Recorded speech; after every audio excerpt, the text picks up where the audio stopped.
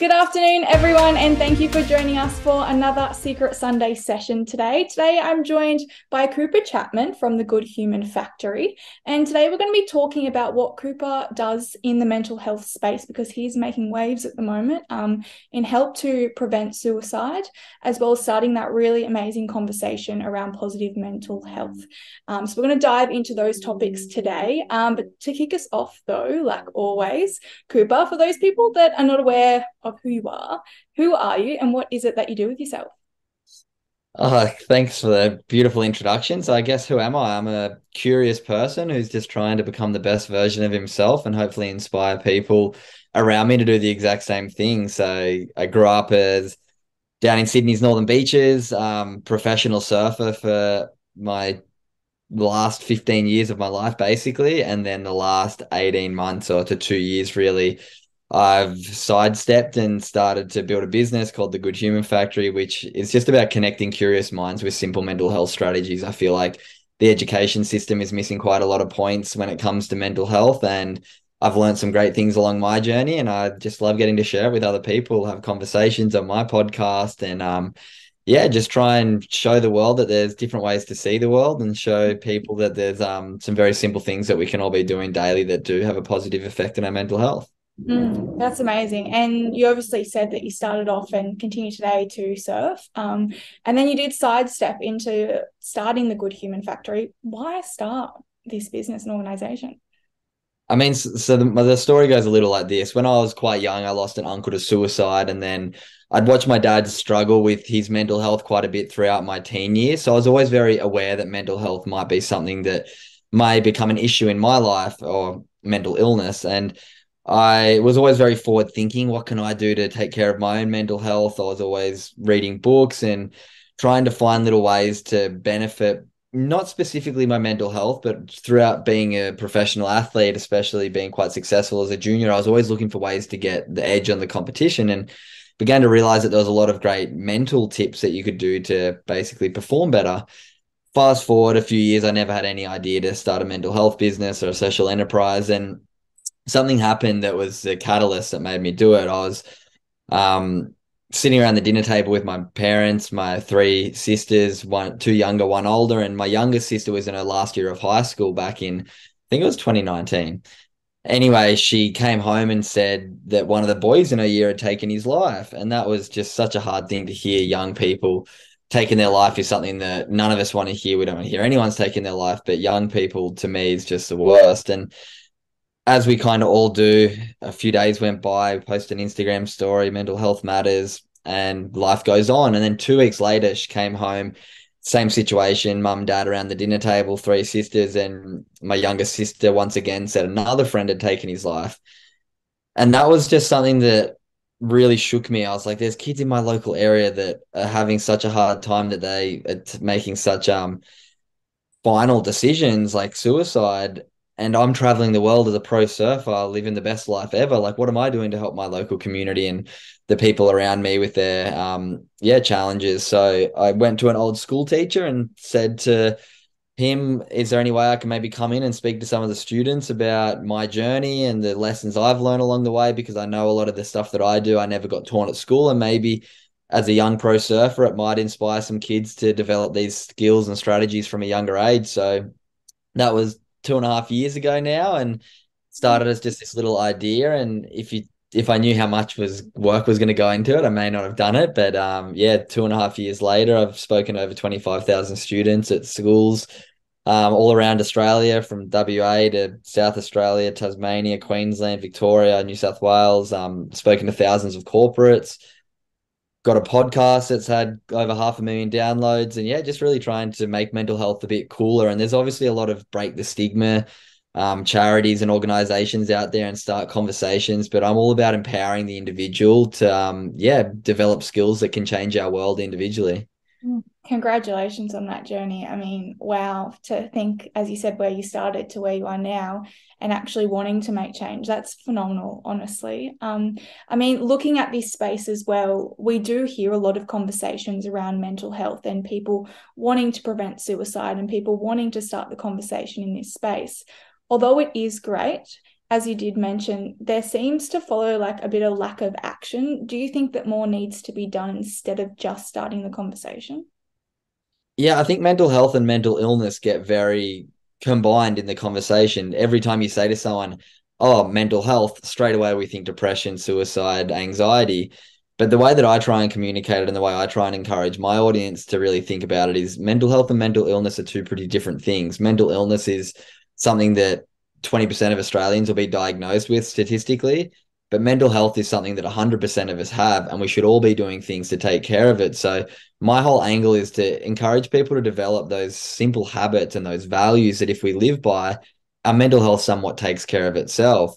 But for the majority of us, we're not sleeping right, we're not eating right, our relationships are average, our diet's bad, and then we run into a mental illness. But for me, it's quite often a lifestyle problem. So my whole angle is to really try and just inspire people to be like, you know what, we all need to be doing stuff. If the 80% of us who don't have a mental illness all pick up these solid skills, then that might move up to 85%, which in turn is going to make the mental illness rate smaller. So my whole angle is a little different to I guess, generic mental health organization, which is really helping those people who are struggling with mental illness. But my whole angle is, yeah, to empower and inspire people that might not be struggling with their mental health to develop skills so that when that challenging time inevitably comes, that happens to all of us throughout life, things like grieving when people pass away, things like relationship breakups, things like financial troubles, like all these things that we all go through. I believe if we have solid skills in place, things like meditation daily, things like gratitude, kindness, mindfulness, all these things that are now scientifically proven have a positive effect, but most of us aren't doing it. So, yeah, my angle is a little bit different, but yeah, I've had some really good feedback that the stuff I talk about is having a positive impact with the community that I try and talk to. Mm. And I mean, we look at the taboos and we look at the stigmas that are associated with, say, implementing positive mental health, a lot of those practices. Why do you think they're there? Why do you think people are scared to sometimes embrace things like meditation and gratitude in their daily practice? I think, to be honest, because it does take a little bit of work. If there was a pill that you could take that was going to calm your anxiety, that was going to do all these things, that all these like modalities like breath work, ice baths, meditation, gratitude, like all this stuff just takes a bit of effort. But a lot of us are just so busy and so distracted that we don't realize that we need to be doing these things if we want to live a life that is full of, yeah, happiness and joy. And I think so many of us are, yeah, just distracted and sort of happy, not happy, but just I'm trying to think of this saying, I'm going to butcher it, but it's the certainty of unhappiness is, I'm going to butcher this. Sorry, Okay, this is a terrible take for a podcast, but just basically, I just believe that people are happy with, or not happy, but people. Oh, what's the word? The fear of uncertainty beats the certainty. I don't know. I'm kind of I missing. get your intention. So You I get my intention, but basically, people just find it quite difficult to step out of their comfort zone and try something different. And as well, I think when it comes to a lot of these modalities, people try it once or try it twice and go, oh, it didn't work for me. It's like going to the gym and doing a sit up and then trying to look in the mirror for a six pack the next day. It doesn't work like that. We need to develop these things as habits and try and add them into our life daily. Yeah, no, I completely agree. And often we run at new things and things that I think typically positive mental health practices have had this almost term associated with them that someone's hippie if they're doing that. And that then brings it, yeah, that brings it then to me. Why were you curious at the start to go down this path and look at more positive mental health practices? I think obviously for me, it came from being an athlete. I was always very curious. How can I get performance gains?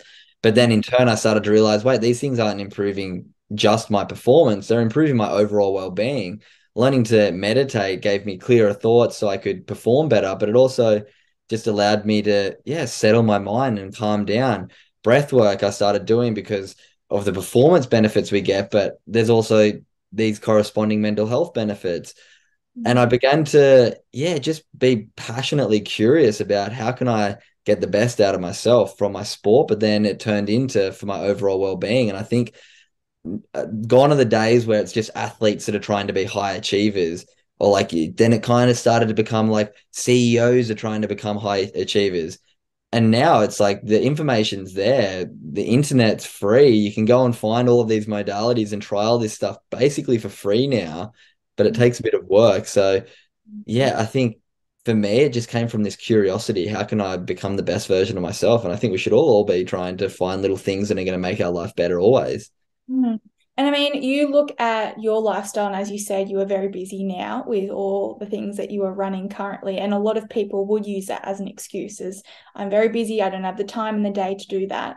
What is an example for you? How do you fit those mindful practices into your day, even though you're one of probably the busiest people that is going around at the moment as well?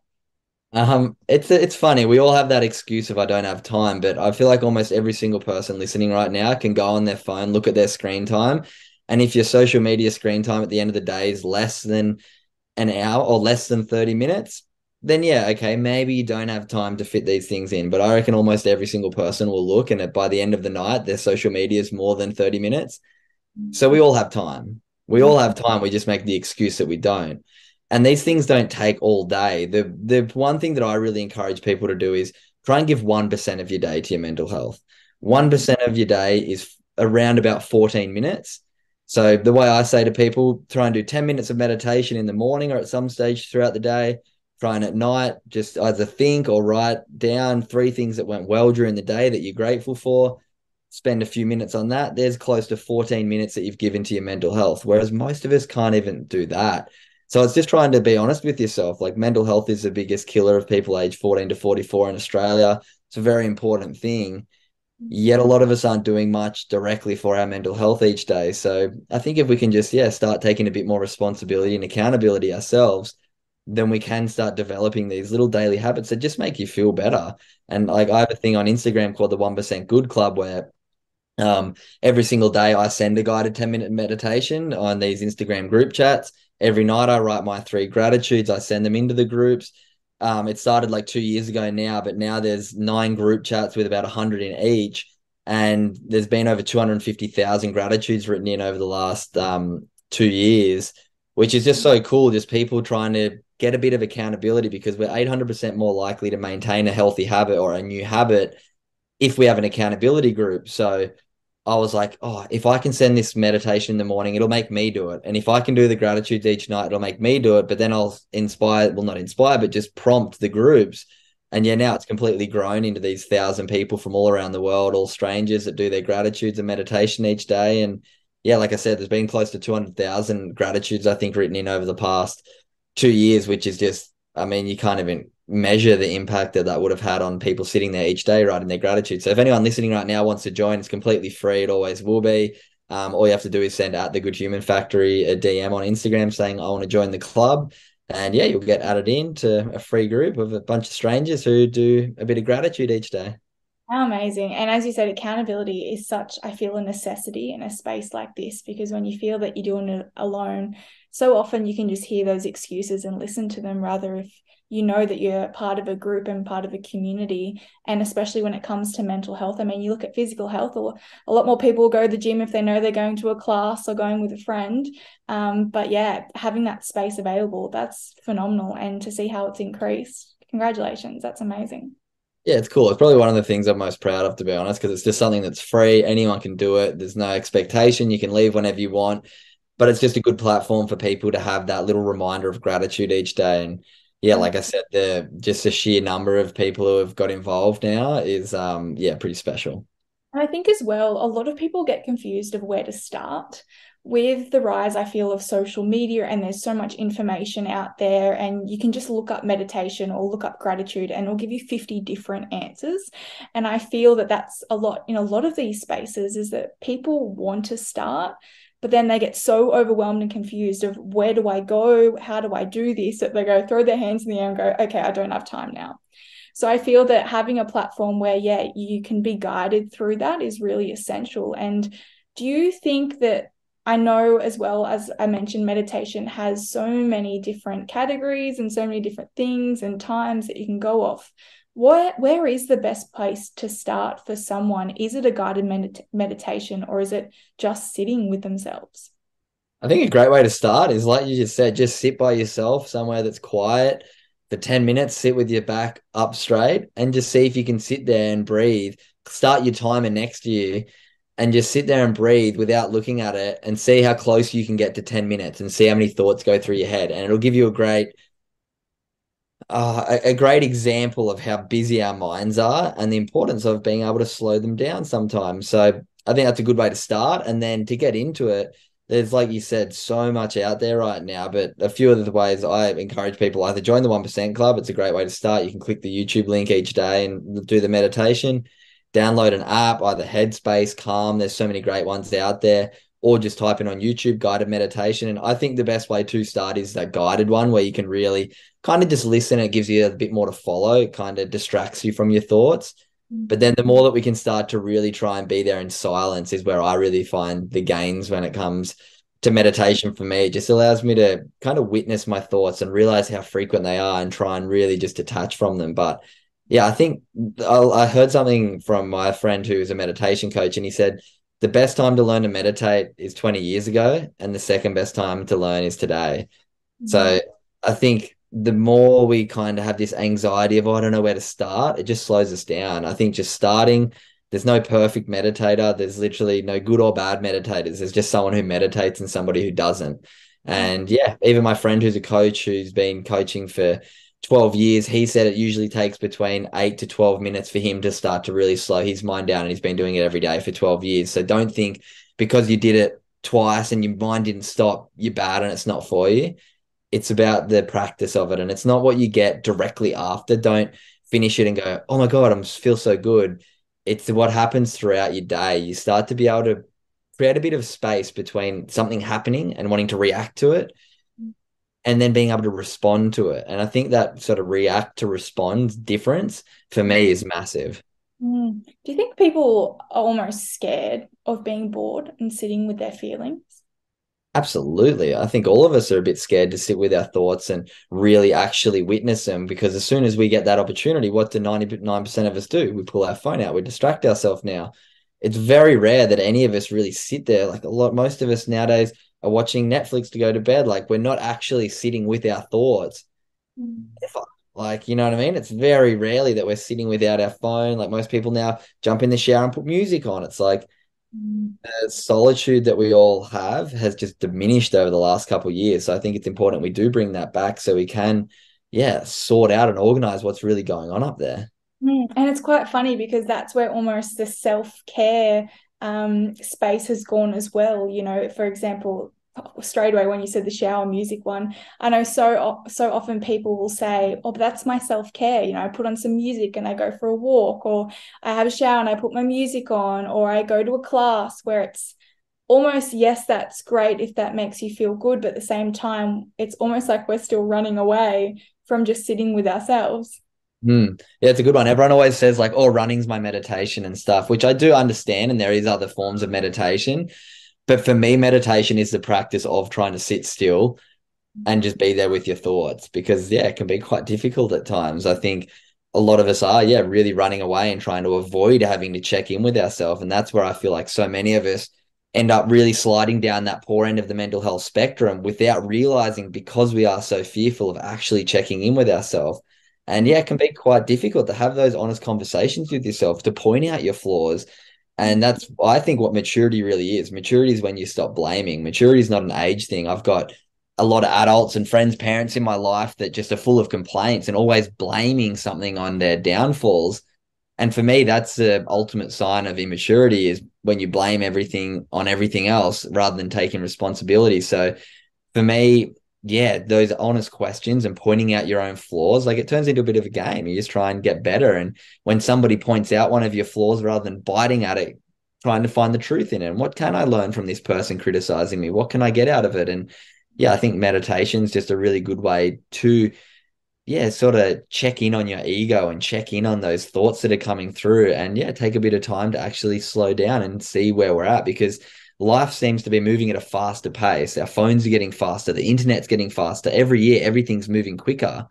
And we're not taking time to slow down and check in with ourselves. And I think that's really one of the main reasons why mental health statistics are really in a dire place at the moment.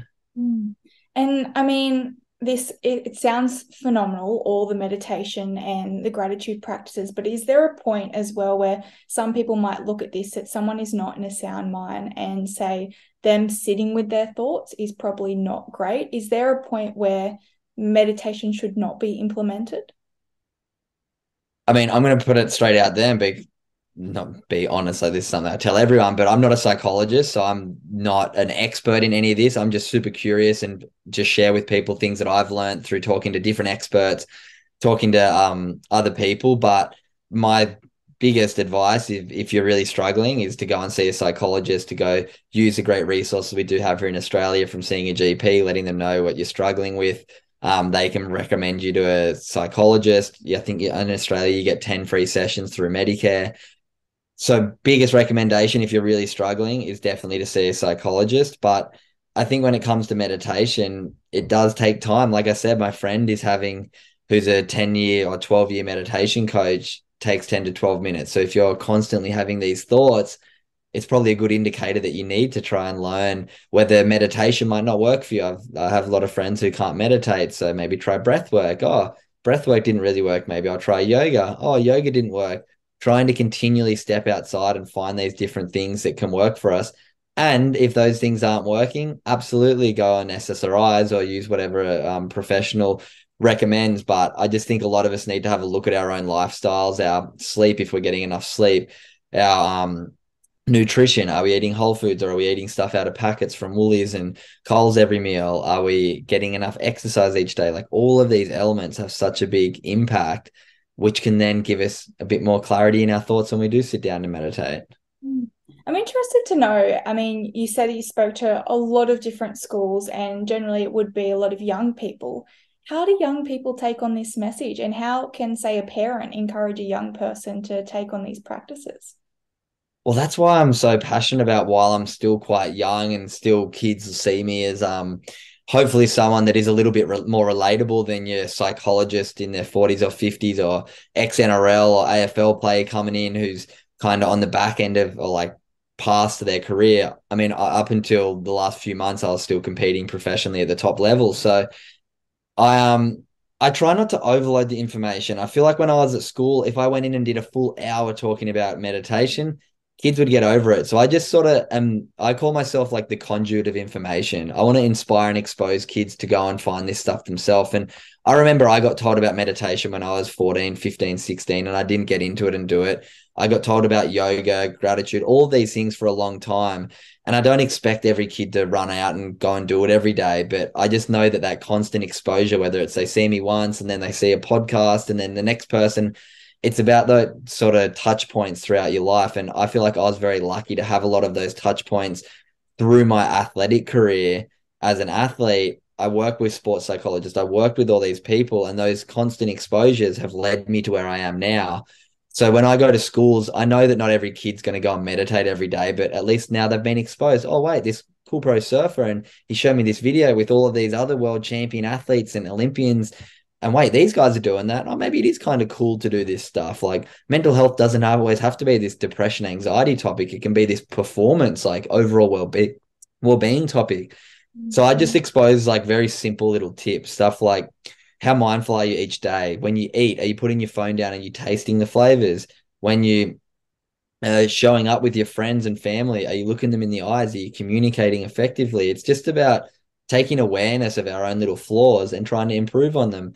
Easy way to practice gratitude each day is I say to students, when you brush your teeth at night, you're already standing there in front of the mirror just think in your head, what are three things that I enjoyed about today? And it's just about changing these thought patterns and steering the ship in a little few degrees in a different direction. And in a year, in 2 years, in 5 years, the ship's in a completely different place. And I'd almost guarantee if you're practicing meditation, gratitude, kindness, mindfulness, all of these really simple little skills, that ship and your life is going to be in a different place. It's going to be more positive than it would be if you kind of stayed on the path of not living by solid values. Mm. Yeah, it's amazing. And even those little simple tips, they're so small and they're so simple that can be implemented, as you said, every day without even thinking about it. And I think that's really good advice and tools to offer people. And I look at that as well and go, you mentioned before how sometimes people can be quite negative. Do you feel I feel sometimes, and I sense it amongst the community, that people do like to sit in the negative and they like to not grow, because progression is scary, and being almost, I don't like to say it, but the victim mentality is sometimes safer. How do you get people out of that and encourage them that, you can be the best version of yourself if you just work? I mean, I do talk a lot about victim and hero mentality, and it's pretty it's sad how often a lot of it, like I've gone into victim mentality many times in my life, but the more that we can pull ourselves out of it and be like, well, what sort of life do I want to have? Do I want to blame and do I want to make excuses? Or do I want to be the hero of my story and create a fun, happy, exciting life? And I I'll give you this good metaphor that I learned from a friend of mine Mm. um he's a like jiu-jitsu black belt and master, and he uses this metaphor of tigers because every year when I'd go to Hawaii for my surf events, I'd go and compete, and in between my two events, I'd train with this guy, and he's very wise and would have great sort of wise knowledge for us. And after the first event, would come in and would complain about, oh, the judges underscored me, or the fins weren't right. And he'd always use this tiger metaphor. So it goes like this. He goes, the tiger wakes up every day hungry and he has to hunt to survive. And a deer wakes up every day and kind of has to avoid tigers to survive. And this one day, this tiger spots a deer and they both start running full speed, one to survive, one to survive. And the deer does a sharp cut to the right and the tiger slips behind it in the mud and misses the opportunity. The tiger doesn't go, oh, the judges underscored me. Oh, my fins weren't right. Oh, my board was a little too thick. No, no, no, no. The tiger goes home hungrier. He goes home, he sharpens his claws, and he comes back the next day a little bit better to the hunt.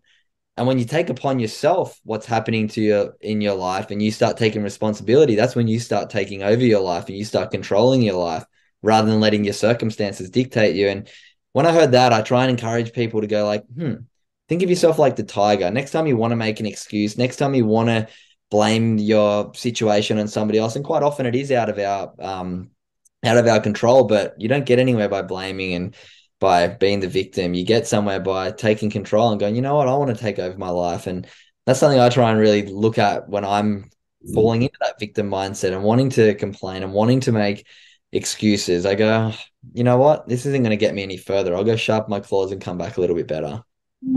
Are there still things that you find that you're working on? Oh, all the time. I struggle with everything.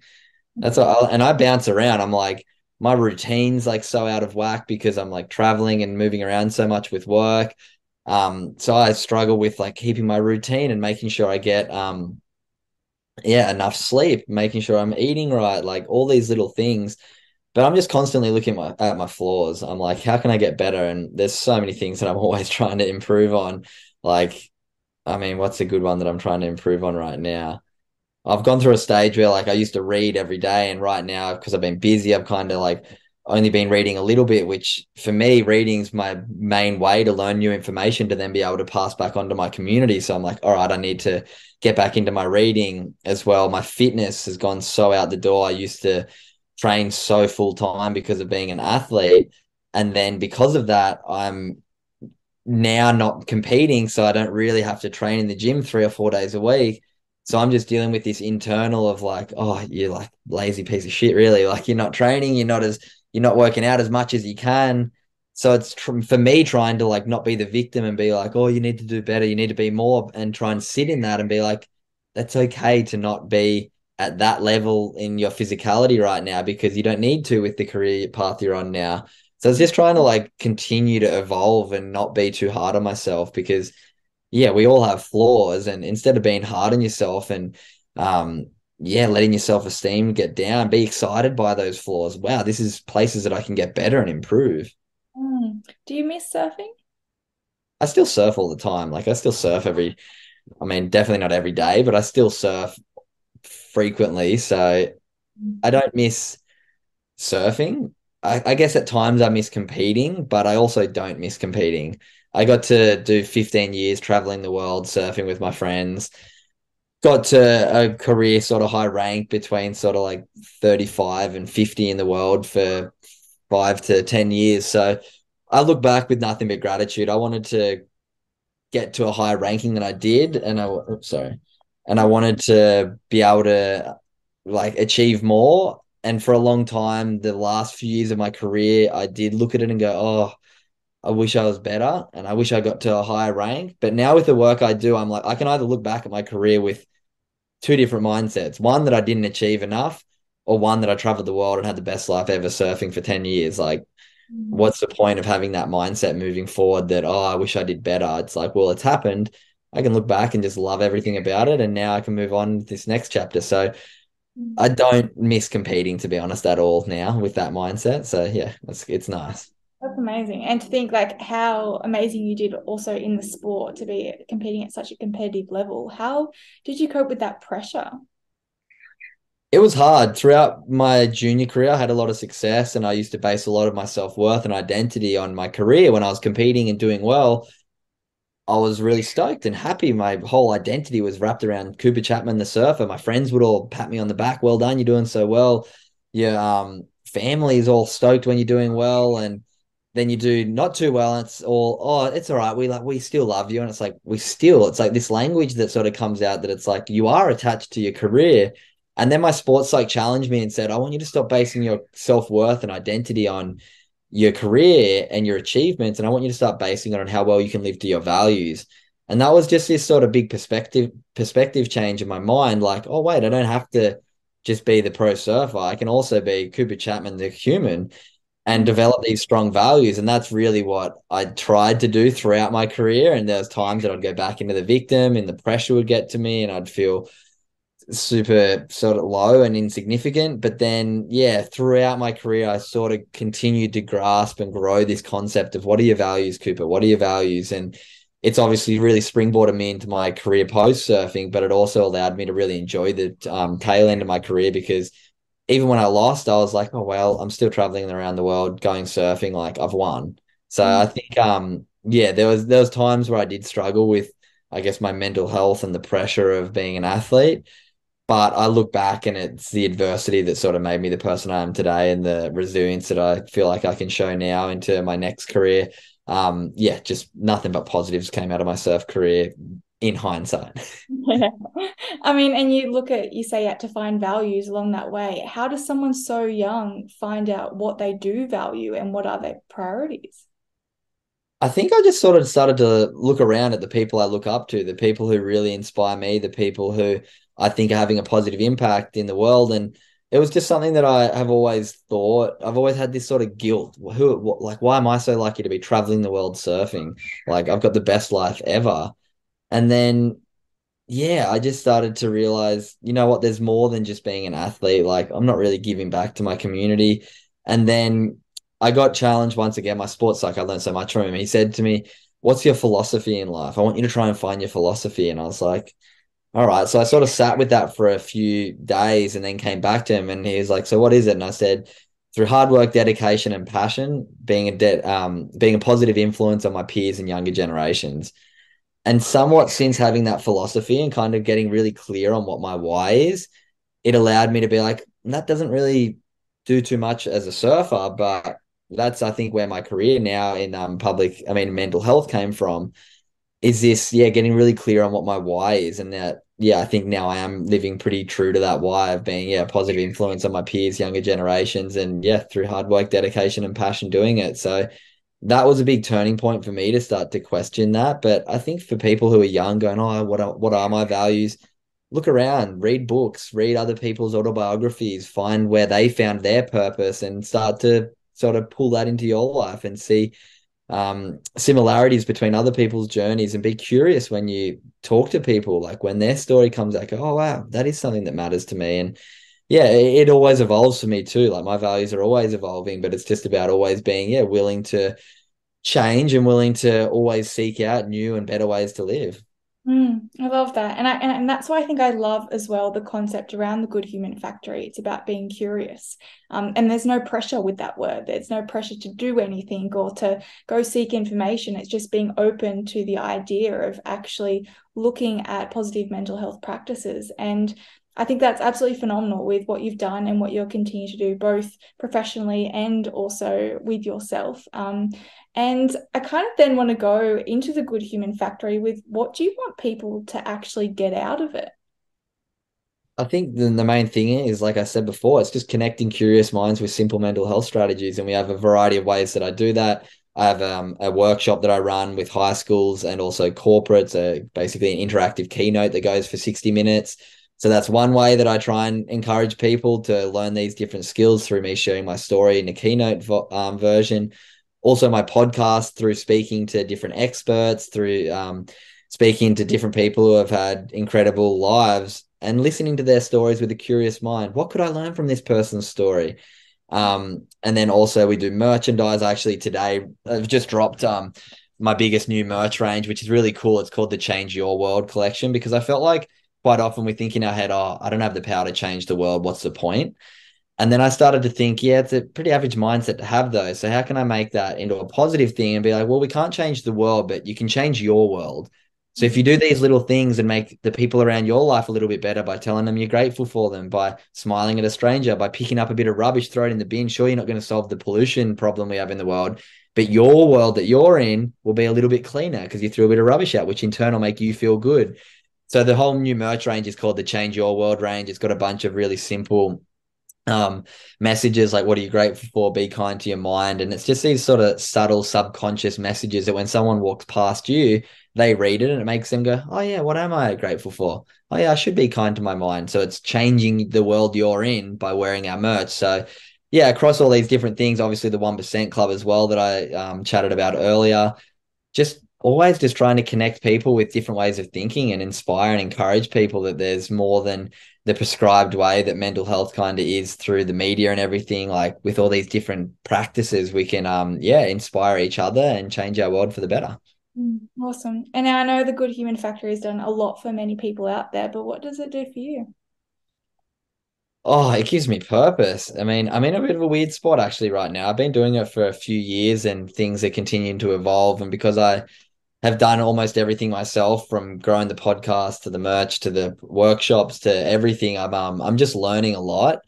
But what it does for me, yeah, like I said, it just gives me purpose. It's so nice to know that I wake up and everything basically that I do is to try and help other people make their life a bit better, which in turn is a great way to live. If I can call it a job now, it's become a profitable business for me. So it's great to know that I can have, I guess, a social enterprise that can make other people's lives better, but then also support myself and hopefully become quite successful in many ways, from helping people to financial success, which in turn will just lead to be able to help more people. So yeah, I'm just enjoying the experience of starting a business. It's something very different to being a professional athlete, but yeah, just really enjoying the journey. But yeah, it does a lot for me knowing that the stuff that I put out and the work that I do has a positive impact on others.